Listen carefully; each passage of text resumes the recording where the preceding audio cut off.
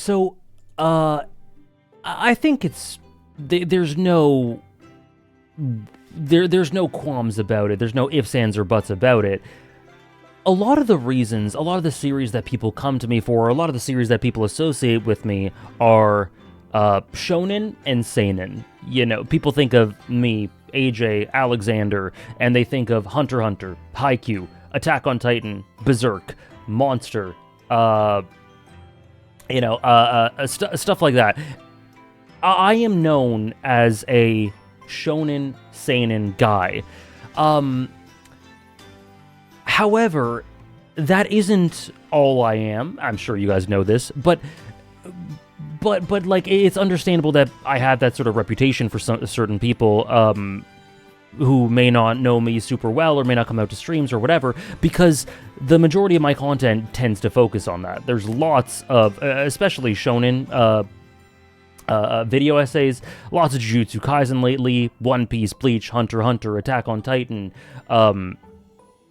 Berserk, and then there's video game stuff. But like, in terms of anime manga, there is non-shonen, non-seinen stuff, but there isn't a lot. Like proportionately, the percentage is lower, rather. There has been a decent amount throughout the years that I pride myself on, but proportionately, percentage-wise, it isn't as big. So I wanted to take the time today to really quickly talk about a few series that are not shonen, that are not seinen, that I don't talk about a lot, but that are nonetheless favorites, to sort of maybe just let you guys know I love them, put them on your radar if you aren't aware, or if you're interested, or if you're looking for that, and just to sort of let people know that I also love these other series as well that aren't necessarily part of what people assume is my wheelhouse or my taste. Now, there's a couple on here. What I'm going to do is I'm essentially just listing a bunch of series I love that are not shonen and not seinen. But there are some on here that are, I'll just very quickly name them because I talk about them a lot anyway. There's stuff like the likes of Gurren Lagann, which to me is shonen in spirit, in aesthetic in a lot of ways, that I've talked about for years. Everyone knows how I feel about it. Gurren Lagann is incredible, but it's technically not part of the demographic. Technically, it was an original. It wasn't released in shonen, but I'm not gonna, that doesn't really fit the bill for this sort of video. Same with Evangelion. Everyone knows I love it. Everyone knows my relationship with it. But it's not really, doesn't really fit the bill for this sort of video. There's also Shogun Roku Rakugo Shinju, which has been a strong favorite, a tippy-top personal favorite for years and years now that I always gush about, that I made a huge video about. That is a josei, I believe. Let me just double check that. Yeah, it is. But a lot of people know that about me as well. And then there's the likes of Monogatari.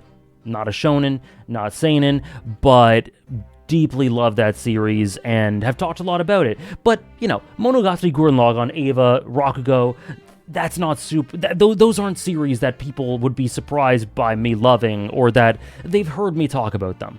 I made videos about all of them. So let's talk about... let me list off some other series that I deeply, deeply love. And I'm not saying that these are obscure, because they're not. There are people I know who go deep, deep into other genres and stuff that are very inspirational for me, because I want to sort of follow suit and explore other stories that I haven't already, and other demographics and other directions, and really get deep into it. But I'm not there yet. However, I want to talk about some stories that are not shonen and not seinen that I really deeply love. And this isn't comprehensive. There are others that I'm sure I love that I'm not mentioning. These just came to mind when I was putting out this list. Nana. Nana. I absolutely adore Nana. I love it so much. I first watched the anime, and it taps into an emotionality that is incredibly painful. It incredibly hurts so good, and the manga is some of the best uses of the medium I've ever seen. I absolutely adore Nana, and I would recommend it I'm sure a lot of you guys have checked it out, but in case you haven't, I would recommend it for anyone who loves incredibly imperfect, raw, rough character drama and very painfully real dynamics. Ugly dynamics of very human selfishness and people who love each other, but sometimes there's a toxic love, sometimes there's possessiveness, sometimes there's abuse. It's so true to life, and it's so painful as a result, and it's so evocative, but it is an incredible character piece.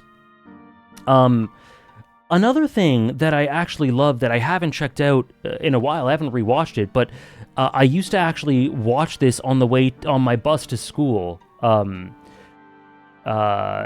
Years and years ago, is Ouran High School Host Club. I would check it out. I would watch a couple of episodes every day until I finished it on the bus to school and the bus back, because I would commute. And I really, really love this one. I think it uses the medium incredibly well. It pops. It's very dynamic.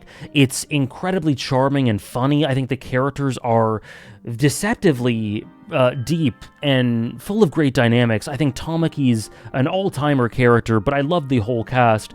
I think it's just charming, funny, deep, well-presented.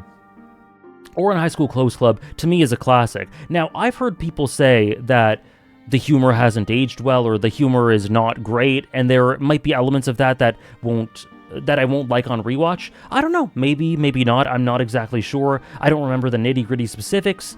Well, we'll see. I have to get back to it and check it out, because I do want to rewatch it. Another one that I will never stop gushing about is SSSS Dynazenon. I actually made a video about this one, but Dynazenon, part of the Gridman series, SSSS Gridman was a very conceptually rich,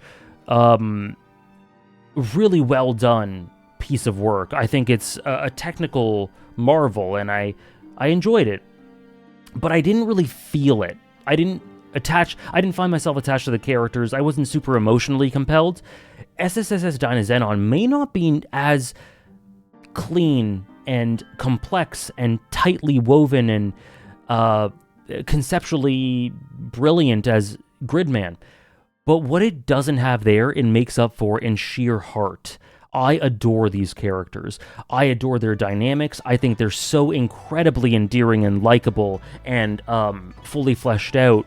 And their coalescing found family, it's exceptional. When it first started airing, I was just captivated by these characters and how beautifully they were presented through voice acting, through little touches in their characterization and presentation, which is the core of the video I made on it, and how things progress across the episodes.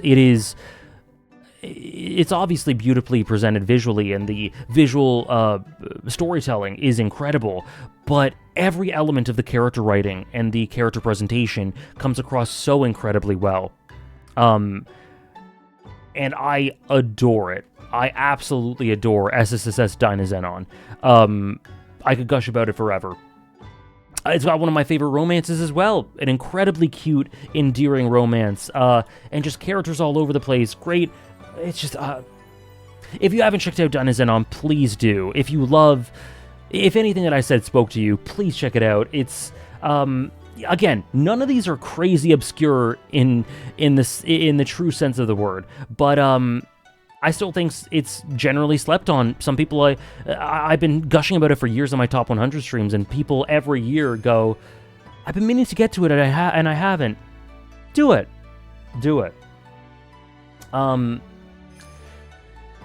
Then there's some Kyoto Animation stuff, like Violet Evergarden needs no introduction, but I do love it.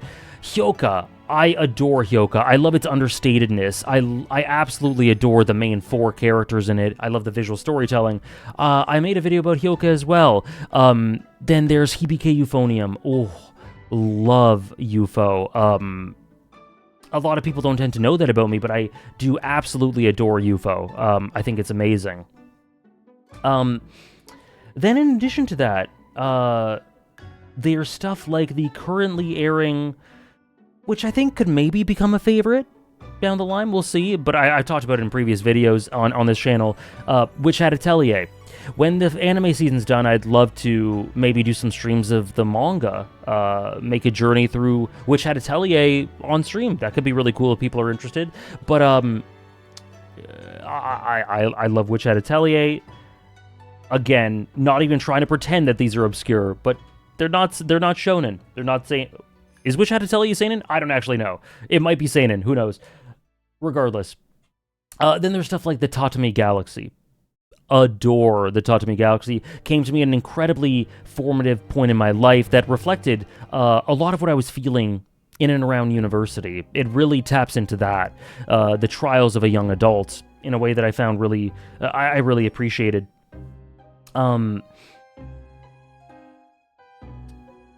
There's Kare Kano, one of my favorite romances, a very experimental direction, with very experimental direction from Hideaki Anno. Much prefer the anime to the manga. Again, one of my favorite romances in general, with really, really in-depth character work, very abstract in its presentation, really well done. I think it's Kare Kano is incredible, and I really like it, and some people tend to be surprised that I do. I don't know why, because it's super up my alley, but again, not shonen, not seinen. Then the last few to talk about, let's talk about some more recent ones. Apothecary Diaries. I love Apothecary Diaries. I think it's really, really good. I initially checked it out because my partner was really into it, and we wanted to watch something together. But I very quickly found that I loved Mao Mao. I loved her relationship with Jinshi. I loved Jinshi. I love the way it coaxes you into its world, the way it's incredibly understated but powerful. It says so much with so little. It does so much indirect world building and theming through the plots and mysteries. And I just love. It's kind of got a Hyoka element to it, in which there's lots of density and richness and emotions in the understated details. So I am really a big fan of that. I finished season 1. It's a great slow burn in a lot of ways. I've been on hold halfway through season 2 for ages. People always ask me, when are you going to continue it? I'm going to. I don't know exactly when, but I'd like to soon. It's not for any reason. It's not due to me being disengaged with it at all. Just things came up. I want to continue it. Apothecary Diaries is amazing. Another recent one is The Summer Hikaru Died. Absolutely adore the horror elements of it. Very, very much reminds me of the likes of small town, small town, rural Japan. These back alley towns. I don't know if back alley is the right word, maybe not.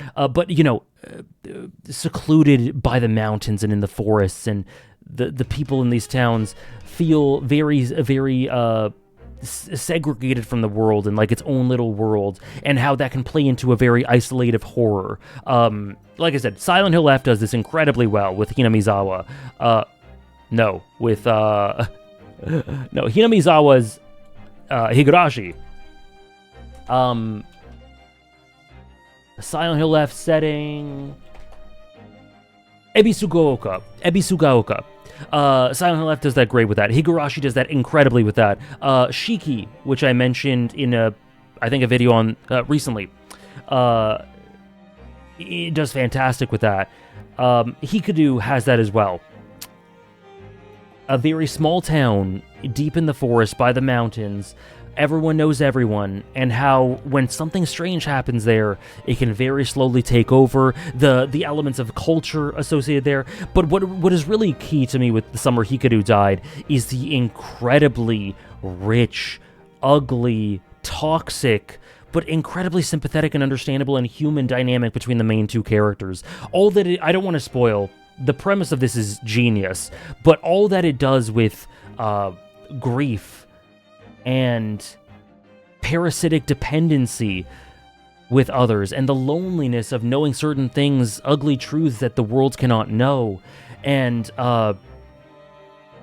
love, elements of love,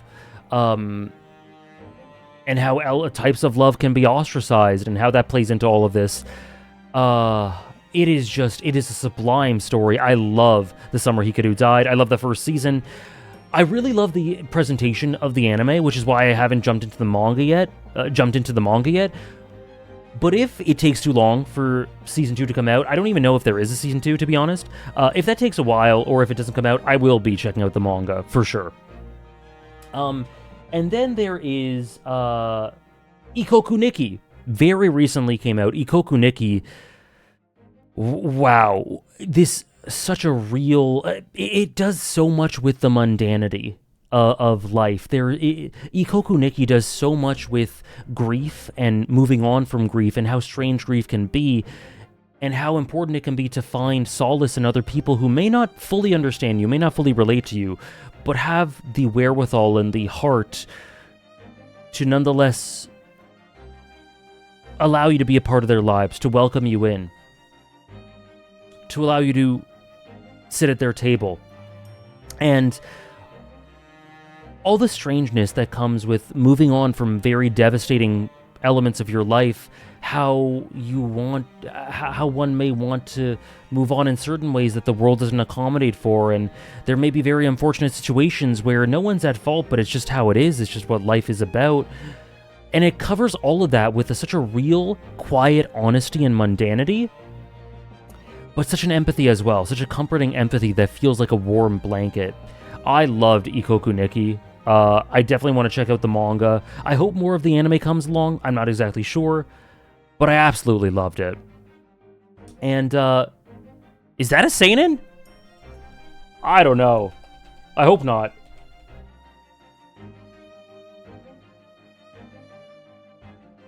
Josei! We're good. Some of these might be seinen, that I'm unaware of. If so, sorry, but you know what I mean. They're not ones that people necessarily associate with me. Last of all of them is another show or anime I made a video about, but that is right up there with stuff that people may not really assume is for me or that I love, and I think is still slept on to an extent, but that I feel so much for. My heart beats for this story, and that is Kyoso Giga. I've talked about it on this channel before. For some of you, this may come as no surprise. For others, it may. But either way, I will never give up an opportunity to shill this series.